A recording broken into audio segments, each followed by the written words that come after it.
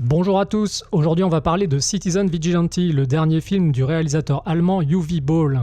Un film très politique et soi-disant sulfureux, probablement à cause de l'épais climat de censure européen, qui ne fait pourtant que s'appuyer avec une certaine nonchalance d'ailleurs sur les conséquences des politiques migratoires entreprises sur le continent ces 50 dernières années. Alors évidemment, je me dois de vous avertir, si vous vivez dans un désert ou une grotte, si vous avez des problèmes de vue ou d'audition, si vous entendez régulièrement des bruits de bottes nauséabondes, et si vous pensez que des observations relevant du simple bon sens sont le signe d'une appartenance à je ne sais quel réseau de méga giga droite à turbo-réaction, alors ce film, et du coup cette critique aussi, ne sont pas vraiment pour vous. On va encore m'accuser de semer la panique, de complexer la jeunesse et de démoraliser la police. Pour ceux qui sont encore là, que vous soyez de gauche, de droite, du centre ou de la planète Mars, il suffit d'allumer un poste de radio, une chaîne de télé ou faire un tour dans son quartier pour constater l'ampleur du problème, malgré les tombereaux entiers d'ingénieurs, de chirurgiens et de cadres supérieurs tous plus brillants les uns que les autres que nous ramènent ces politiques. Allez comprendre. Tout ça est plutôt étrange. Mais c'est peut-être aussi parce qu'ils ont leur petit caractère. Ils se chamaillent parfois entre eux pour des climatiseurs ou des pots de Nutella, mais à côté de ça, les violentes agressions sur nos concitoyens vont quand même bon train et ne passent pas inaperçues malgré les moyens colossaux déployés par le système pour masquer mais aussi entretenir l'étendue du désastre. Dans ce contexte de chaos et de criminalité galopante qui n'est pas sans rappeler le New York des années 70-80, on ne peut qu'admirer Uwe Boll pour avoir eu le courage d'attaquer frontalement le problème. Un gus qui a des couilles. Même s'il avait probablement moins à perdre que d'autres dans cette opération, et même si le petit malin devait bien se douter qu'un pareil sujet ne manquerait pas de faire des remous qui en faciliteraient le marketing. Il aura d'ailleurs été grandement aidé dans cette tâche par les imbéciles qui ont fait interdire le film en Allemagne, lui offrant ainsi un tremplin médiatique instantané dont il n'aurait peut-être pas bénéficié autrement, sans parler du petit coup de pouce de tonton Elon Musk. Au final, je ne sais pas comment il a fait pour produire son métrage vu le contexte actuel, dans lequel les banques ferment vos comptes pour de simples opinions politiques, mais il l'a fait et j'espère que d'autres s'engouffreront dans la brèche qu'il vient de créer. On peut toujours rêver, non ?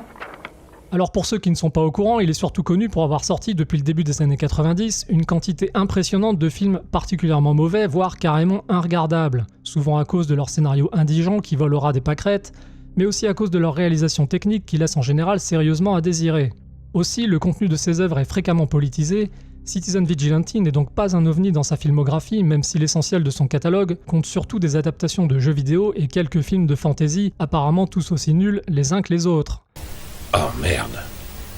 De mon côté, j'ai malheureusement découvert le réalisateur vers 2003 lors de la sortie de House of the Dead, et j'ai bien cru que j'allais faire une descente d'organes devant ce délire stroboscopique shooté à grand renfort de caméras tourbillonnantes, un peu comme si Claude Lelouch avait pris du crack. Pour autant, et ça va peut-être vous surprendre comme ça m'a surpris aussi, Uwe Boll est parfois capable de petits moments de brillance. Ce fut le cas vers 2008 avec le très intrigant et déprimant 1968 Tunnel Rats sur la guerre du Vietnam, mais aussi avec le malin et impressionnant Rampage qui s'engageait déjà à l'époque sur la sulfureuse thématique du tueur solitaire. Un film franchement réussi qui donnera pourtant 2 suites de qualité très inférieure. Tout ça pour vous dire que malgré sa mauvaise réputation, ses limitations artistiques non négligeables et un catalogue assez peu reluisant, le réalisateur allemand est parfois capable de se surpasser et de nous offrir le meilleur avec des idées aussi surprenantes que subversives. Et c'est une fois de plus le cas avec ce Citizen Vigilante qui résonne comme une bonne paire de claques à la gueule de nos élites et d'Hollywood. Commençons par résumer brièvement ce qui tient lieu ici d'histoire. L'action se déroule dans une ville occidentale typique, a priori plutôt européenne, gangrénée par un système gauchiste qui privilégie les criminels dans leur ensemble, migrants ou non, au détriment des honnêtes gens. Si vous avez reconnu l'endroit où vous vivez dans cette description, tout est normal. Un certain Sanders estime que la blague a suffisamment duré et tente de rééquilibrer la balance en appliquant une justice expéditive toute personnelle qui fait de lui un héros aux yeux de certains médias et du public, aux grandes dames d'Interpol qui va évidemment tout faire pour l'arrêter. Parce qu'il ne manquerait plus que les criminels soient punis. Où va-t-on, ma bonne dame ? Le type même de la victime d'une société injuste. Alors raconté comme ça devrait vous rappeler de nombreux films de justiciers, à commencer par ceux dans lesquels Charles Bronson a brillamment campé l'architecte Paul Kersey entre 1974 et 1994. Sanders, le héros de Citizen Vigilante, devrait aussi vous évoquer notre ami Bruce Wayne, puisque les deux personnages semblent nager dans une opulence qu'ils mettent tous les deux au service de leur petit hobby. Tout cela n'est probablement pas un hasard d'ailleurs, puisque le film était intitulé au départ The Dark Knight, et que Armie Hammer, qui interprète Sanders, a été fortement pressenti pour endosser la cape de Batman il n'y a pas si longtemps que ça. On pourrait aussi citer l'excellent Que justice soit faite, alias Law Abiding Citizen, avec lequel Citizen Vigilante partage une haine du système judiciaire parfaitement compréhensible. C'est la moindre des choses.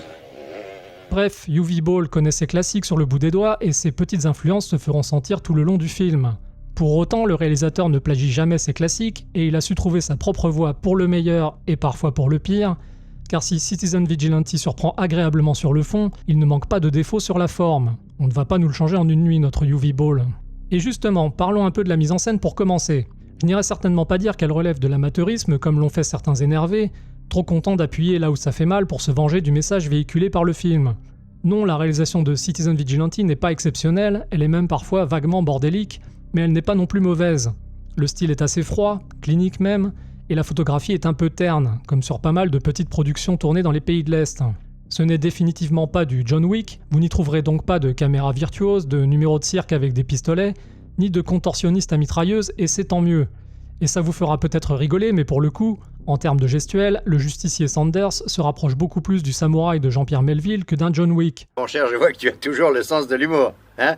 Aussi, l'histoire étant simple et linéaire, plate, diront certains, le réalisateur a tenté une narration très découpée avec 2 récits assemblés en parallèle pour essayer de dynamiser son montage. On va donc suivre en simultané les agissements du justicier et la traque opérée par Henry, l'officier d'Interpol dépêché pour lui mettre le grappin dessus. Le procédé est un peu déroutant au départ, mais il fonctionne à peu près, et on est bien loin du bazar illisible décrit par certains esprits chagrins. Par contre, si le but était de faire monter la tension cinématographique, l'objectif n'est pas atteint et le film se repose très largement sur le charisme de sa star, Armie Hammer, pour faire ressentir quelque chose au spectateur. Après, rassurez-vous, question tension, le film se rattrape très largement sur certaines séquences bien spécifiques dont on parlera plus loin. Vous me rassurez. Toujours au niveau de la technique, il y a quelques passages franchement regrettables qui vont du légèrement frustrant au carrément ridicule. Pour la frustration, on a en début de métrage une fusillade probablement réaliste mais aussi très peu spectaculaire qui se déroule dans une obscurité quasi complète. Et si elle sert avant tout d'amuse-gueule ou de mise en jambe pour la suite, elle n'en reste pas moins décevante. Vers la fin, il y a aussi une horrible cascade de voitures en race campagne dans laquelle le véhicule part dans le décor avant d'exploser avec des effets numériques abominables, dans une figure imposée totalement inutile, digne des pires clichés du cinéma américain. Sur ce coup, UV Ball aurait mieux fait de s'inspirer des cascades vues dans les films de Ringo Lam par exemple, dans lesquels les véhicules s'encastrent dans le décor avec un réalisme effrayant, bien loin des rampes et des tremplins à la con si populaires à Hollywood. Mon Dieu, quelle merdier. Enfin, la séquence la plus problématique tourne autour de la tentative de capture du justicier par les commandos d'Interpol. Un épisode pensé surtout pour choquer, malheureusement très représentatif du pire dont est capable le réalisateur, et dans lequel les soi-disant unités d'élite vont prendre pour cher.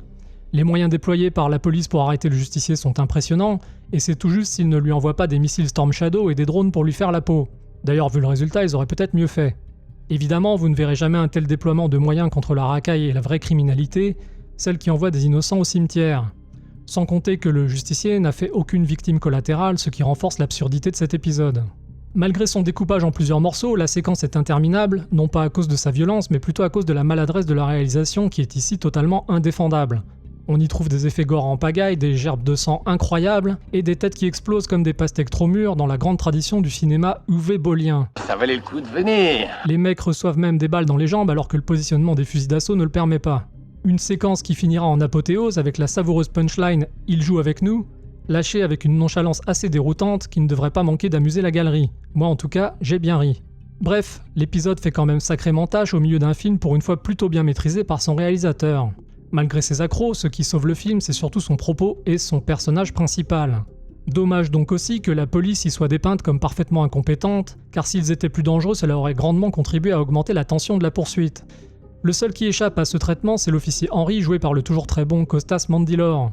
Mais une fois de plus, la frustration est au rendez-vous car notre antagoniste, qui pourrait s'avérer potentiellement dangereux, ne fait finalement pas grand-chose et on n'apprendra à peu près rien sur cet officier de police. Tout juste saura-t-on que s'il semble faire preuve d'un minimum de compétences, il n'en tient pas moins un discours lénifiant sur la criminalité, à base de vieux poncifs éculés sur de prétendues ingérences étrangères et sa soi-disant confiance dans la justice de son pays. Ça vous étonne? Après, je comprends très bien le zèle de notre ami dans sa traque d'un justicier blanc, puisque c'est sans doute la seule cible dans sa carrière pour laquelle l'administration lui fournira tous les moyens dont il a besoin pour faire son travail loin des véhicules préhistoriques et des toilettes bouchées qui occupent peut-être son quotidien le restant de l'année. Allez savoir. Ce qui nous amène au développement des personnages, assez limité et finalement plus fonctionnel qu'autre chose. Ce qui est valable pour le chef Henry, dont on ne connaît pas l'histoire, l'est également un peu pour Sanders. Contrairement au justicier de Bronson, que l'on prend le temps de connaître longuement avant qu'il ne passe à l'acte, on sait bien peu de choses du redresseur de tort de Citizen Vigilante. Le personnage est très unidimensionnel, efficace et déjà largement versé dans l'art de casser du délinquant. Il est passé dans l'armée et il gère des biens immobiliers via une entreprise héritée de son père. Ses motivations reposent sur un traumatisme vécu dans l'enfance, mais le film de UV Ball ne s'étendra pas plus que ça sur la genèse de sa croisade, en tout cas pas dans ce premier volet. Qu'est-ce que t'en penses? J'en sais rien. Pour autant, il affiche tout de même quelques traits psychologiques intéressants, et ce faisant, j'arrive sur la liste de points qui me font dire que ce Citizen Vigilante reste une réussite, même mineure, malgré ses problèmes. Bien qu'il partage des similitudes avec les justiciers vus au cinéma ces dernières années, Michael Sanders n'a finalement pas grand-chose à voir avec eux, car s'il prône la tolérance zéro avec la criminalité d'un côté, il possède aussi des repères moraux douteux de l'autre, ce qui en fait un personnage ambigu et au final assez imprévisible, un petit peu comme le Travis Bickle de Taxi Driver. Sanders possède un bordel dont il profite aussi en tant que client, et il a un comportement rigide, presque maniaco-obsessionnel face à la moindre trace de désordre, ce qui n'est pas non plus sans évoquer l'excellent Equalizer de Denzel Washington. Il fait également preuve d'un jeunisme assez violent avec ses employés, ce qui soulève pas mal de questions sur sa façon de voir le monde. Bref, notre redresseur de tort solitaire n'est pas tout rose et on est bien loin du parangon de vertu rencontré fréquemment dans le cinéma américain.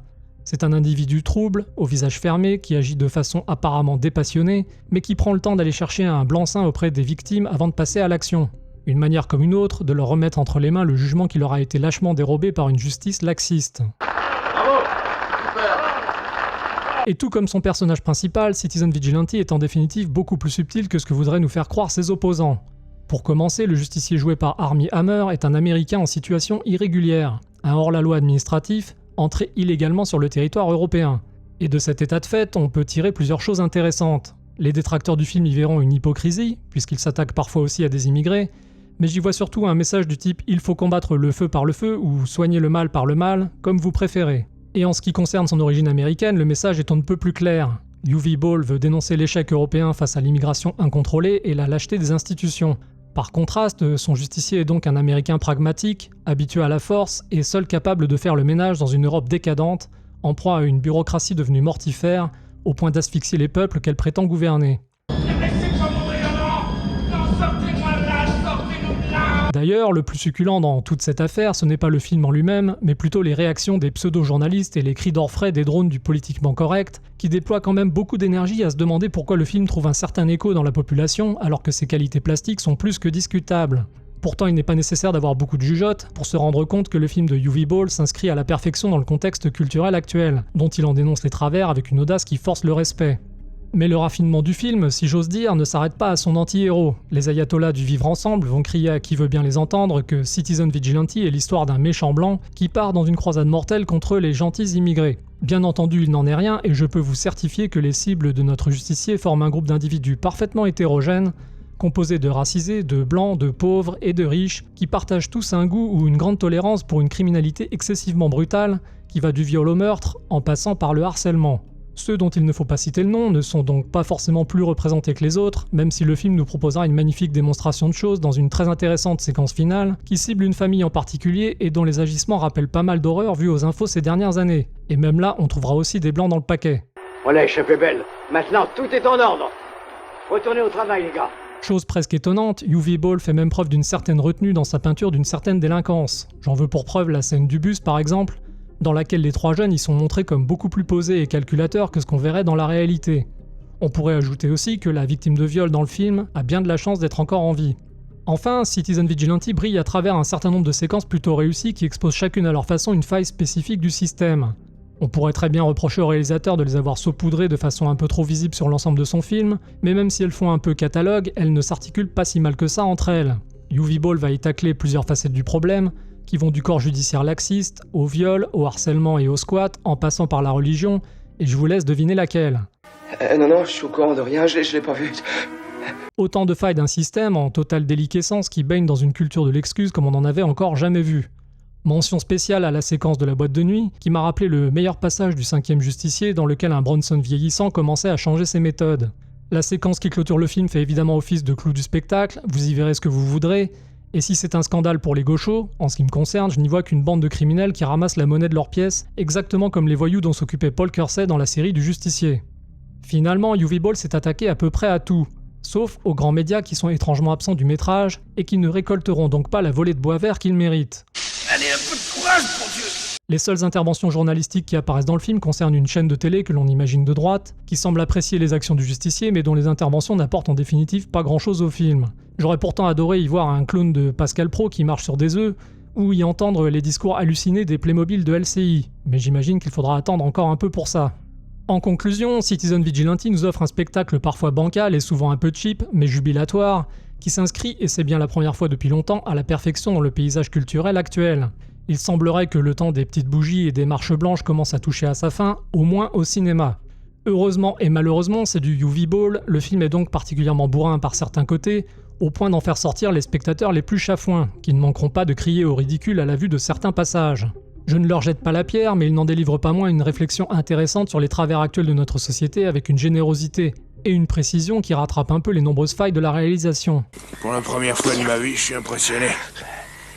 Le réalisateur répond qu'on le veuille ou non à une demande du public, que personne ne voulait satisfaire pour des raisons hautement idéologiques, et on ne peut que lui tirer notre chapeau pour avoir osé relever le défi. Évidemment, on ne pourra s'empêcher de se demander en regardant Citizen Vigilante ce que le résultat aurait donné entre des mains un peu plus expertes. Gageons qu'on ne le saura peut-être jamais vu l'hystérie que déclenche encore ce genre de thématique aujourd'hui. Un fasciste de merde! Un fasciste de merde! Au final, je trouve que le film manque aussi d'une colonne vertébrale solide et il ressemble parfois un peu trop à un patchwork de scénettes accolées les unes aux autres. Le résultat final ressemble surtout à un coup d'essai qui mérite d'être mieux travaillé dans des épisodes futurs. Il semblerait qu'une suite soit déjà en pré-production, avec ou sans Armie Hammer, qui semble aux dernières rumeurs avoir des problèmes de conscience à la vue du résultat final. Mais comme la star est connue pour dire un peu tout et son contraire, on ne sait pas trop si c'est de l'info ou de l'intox, et à vrai dire, son avis, on s'en fout. Quoi qu'il en soit, j'appelle cette suite de tous mes vœux, car je pense que le mystérieux personnage de Sanders a du potentiel comme on dit, au milieu de tous ces justiciers bien propres sur eux. Voilà, n'hésitez pas à me donner vous aussi votre avis, je pense que vu le sujet, ça ne devrait pas être triste, et en attendant d'en savoir plus, je vous dis donc à bientôt pour une nouvelle critique. Dis donc, c'est super génial que tu te sois abonné à Cinéblast, ma chérie. Si un monsieur il s'abonne pas, je lui fais bouffer ses dents. Bonne idée, tu es bien la fille de ton père, toi, dis donc.